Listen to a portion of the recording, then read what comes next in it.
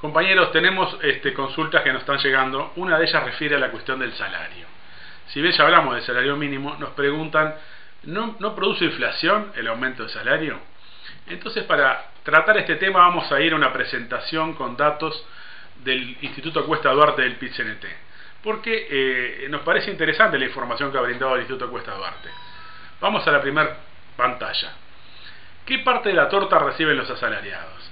Aquí vemos que la evolución pasó de en 1998 34% del producto era salarios, y en el 2010 el 30% apenas del producto, es decir, bajó la participación de los salarios en la torta nacional. Esto es un dato muy interesante porque quiere decir que entonces el 70% se lo come alguien más, que es lo que tenemos en la segunda imagen, ¿no? Es decir, vean la proporción del salario en la torta nacional, el resto ¿quién se lo come? Aquí vamos justamente a mostrar otra imagen donde discriminamos en la parte salarial, esto lo hace el PIT-CNT también, los obreros y empleados por un lado y los gerentes y profesionales por otro.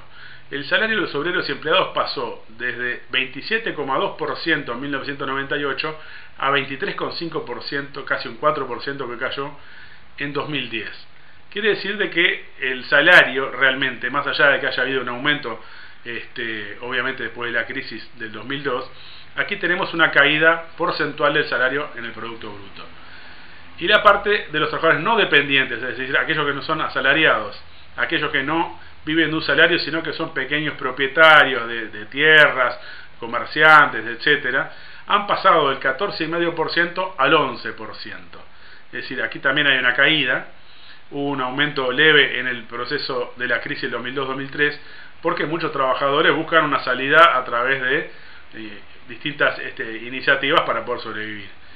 Y tenemos la parte del león. La parte del león es la que se llevan los capitalistas, que estamos casi en el 60% en el 2010, y antes era un poco más del 50%. Por lo tanto, ¿quién se come la torta? La torta se la comen los capitalistas, aquí vemos en amarillo la parte del león, que es la parte de los capitalistas. Hicimos una gráfica, una discriminación entre lo que es justamente el salario y la plusvalía o la ganancia que se llevan los patrones, los grandes capitales, los banqueros, ¿no? Las multinacionales. Entonces vemos cómo ha pasado desde 1998, donde por cada peso que ganaban los salarios, los capitalistas ganaban 1,5 pesos, llegaron a 2010 a que por cada peso que va a salario ganan 2 pesos los capitalistas, y aumentó lo que llamamos la tasa de explotación.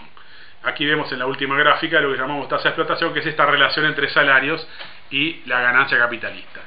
Por lo tanto, bueno, cuando se habla de que el salario produce inflación, no es así. Es decir, lo que se traduce en inflación es que muchas veces después los capitalistas también desarrollan su lucha de clases, porque aumentan los precios, producen carestía, acaparan, etcétera, y por lo tanto esto se dirime en el terreno de la lucha de clases y debemos unificar a los trabajadores para luchar por el salario.